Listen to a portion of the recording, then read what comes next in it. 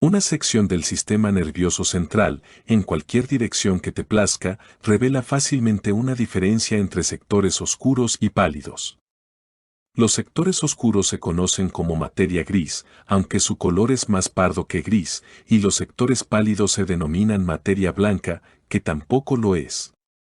La materia gris recibe su tinción oscura de la masa densamente entrelazada de colecciones de cuerpos celulares de las neuronas. Las fibras nerviosas que emanan de los cuerpos celulares localizados en la materia gris conforman la materia blanca. La funda de mielina, que aísla las fibras nerviosas, da a la materia blanca su singular aspecto pálido. La materia gris se da en dos variedades.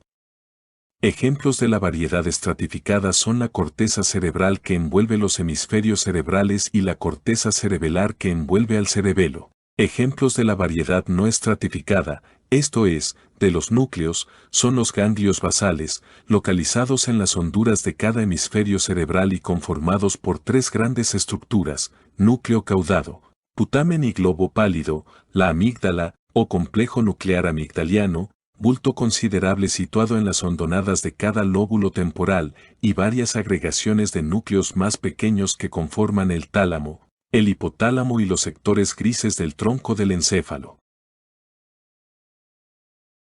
Se puede concebir la corteza cerebral como un palio o manto que se posa sobre todo el cerebro, pues cubre las superficies del hemisferio cerebral, incluyendo aquellas que se localizan en las profundidades de las fisuras y cisuras, grietas que dan al cerebro su característico aspecto plegado. El espesor de este palio de capas múltiples es cercano a los 3 milímetros, y las capas son paralelas entre sí y con relación a la superficie del cerebro. La parte evolutivamente más moderna de la corteza se denomina neocórtex. La corteza cerebral es una presencia asombrosa, y todas las demás estructuras grises, los varios núcleos y la corteza cerebelar son subcorticales. El sustantivo lóbulo designa las divisiones mayores de la corteza cerebral: frontal, temporal, parietal y occipital.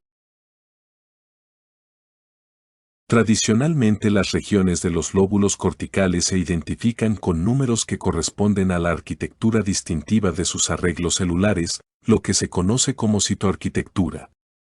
La numeración de las regiones nació con los trabajos de Corbinian-Brodmann y sigue siendo un medio útil después de casi un siglo. Los números deben ser aprendidos de memoria o buscados en un mapa, y nada tienen que ver con el tamaño o importancia del área.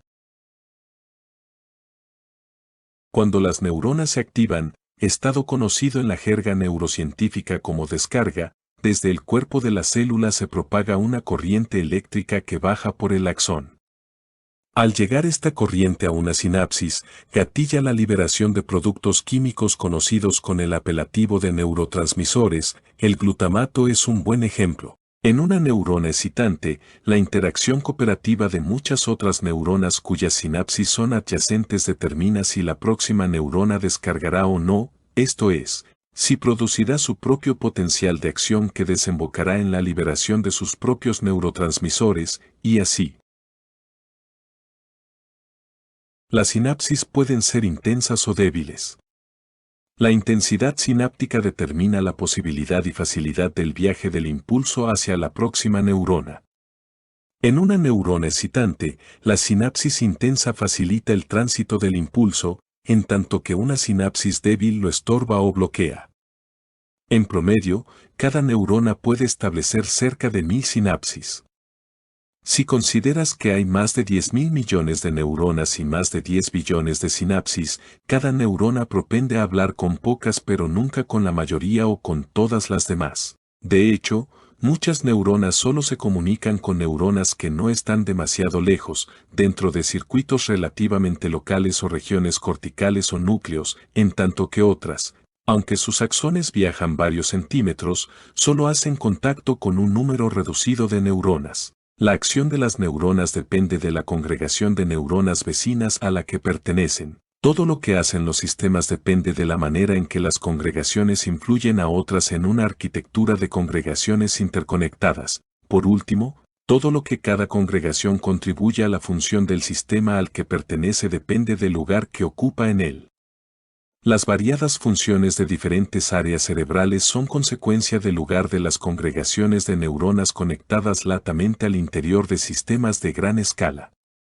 En resumen, el cerebro es un sistema de sistemas. Cada sistema se compone de una elaborada interconexión de diminutas pero macroscópicas regiones corticales y núcleos subcorticales, a su vez formados de circuitos locales microscópicos, conformados por neuronas, todo ello conectado mediante sinapsis.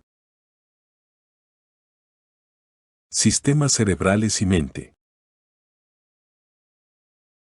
Para investigar la relación entre imágenes mentales y cerebro, uso desde antiguo un marco de referencia sugerido por los resultados obtenidos en neuropsicología clínica y experimental, neuroanatomía y neurofisiología. El marco de referencia postula un espacio de imágenes y un espacio disposicional. El espacio de imagen es aquel donde las imágenes procedentes de todas las modalidades sensoriales ocurren explícitas. Algunas forman los contenidos mentales manifiestos que la conciencia nos permite experimentar, en tanto que otras quedan en el ámbito no consciente. El espacio disposicional cobija ciertas disposiciones que contienen la base de conocimiento y los mecanismos para construir imágenes recuperadas, generar movimientos y facilitar el procesamiento imagético. A diferencia de los contenidos del espacio de imagen, que son explícitos, los contenidos del espacio disposicional son implícitos. Aunque podemos conocer los contenidos de las imágenes, una vez activada la conciencia nuclear, nunca llegamos a conocer directamente los contenidos de las disposiciones. Los contenidos de las disposiciones siempre son no conscientes y existen en forma latente. Con todo, las disposiciones producen una vasta gama de acciones, descarga de una hormona en el torrente sanguíneo, contracción de músculos en vísceras, extremidades o aparato vocal. Las disposiciones conservan algunos registros de una imagen percibida antes y participan en el intento de reconstruir una imagen similar a partir de la memoria. También ayudan en el procesamiento de una imagen puntual, por ejemplo influyendo en el grado de atención que se le otorga. Nunca estamos conscientes del conocimiento necesario para desempeñar cualquiera de estas tareas, ni de los pasos intermedios efectuados. Solo percibimos los resultados, por ejemplo un estado de bienestar, la aceleración del pulso, el movimiento de una mano, un fragmento de sonido rememorado, la versión editada conforme se elabora, la percepción de un paisaje.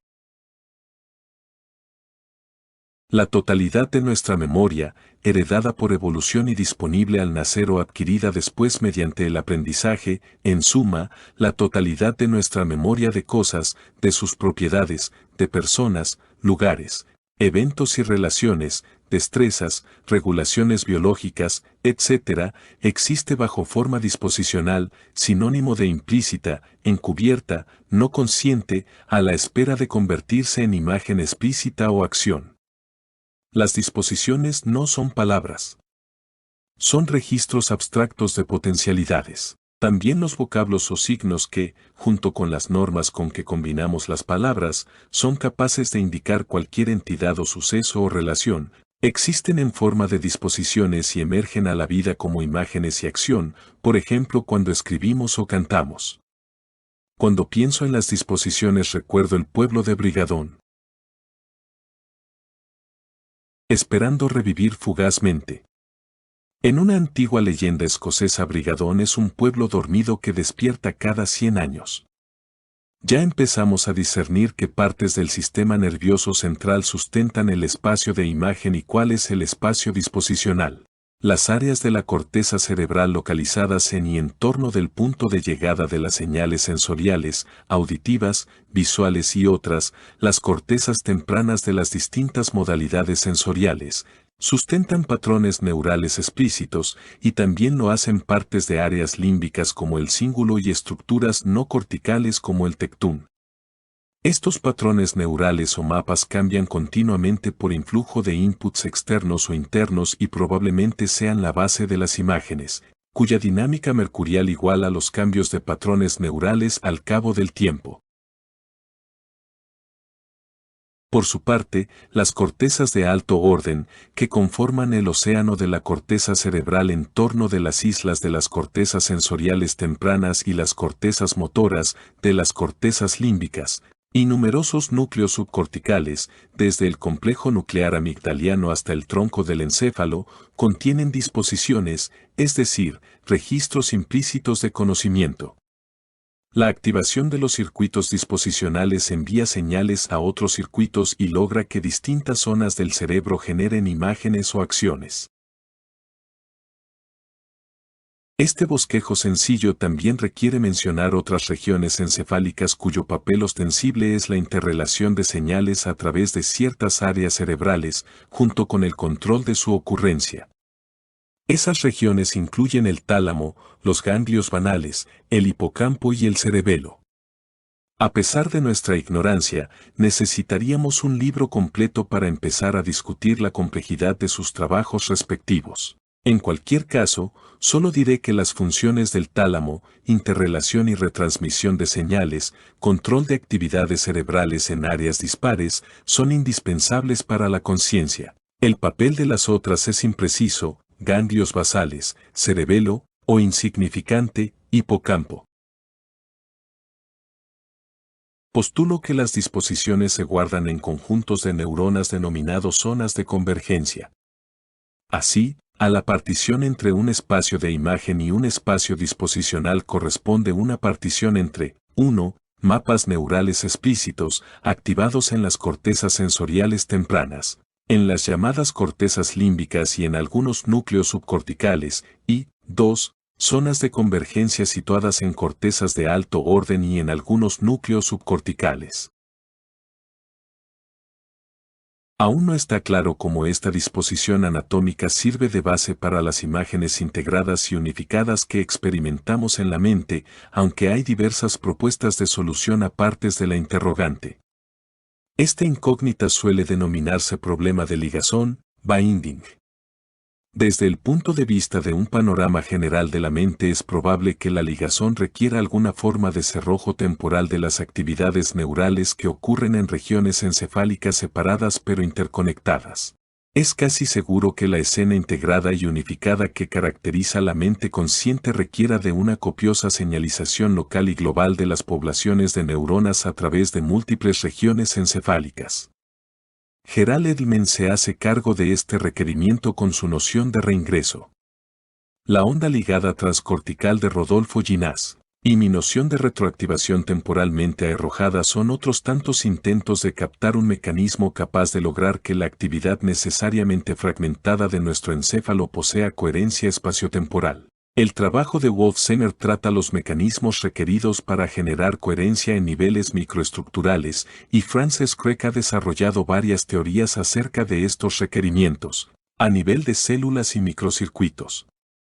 Jean-Pierre Changeux y Jarrod Adelman han propuesto marcos selectivos para la operación de estos mecanismos, y el trabajo de Michael Merzenich muestra que el cerebro tiene la flexibilidad necesaria para operar de este modo.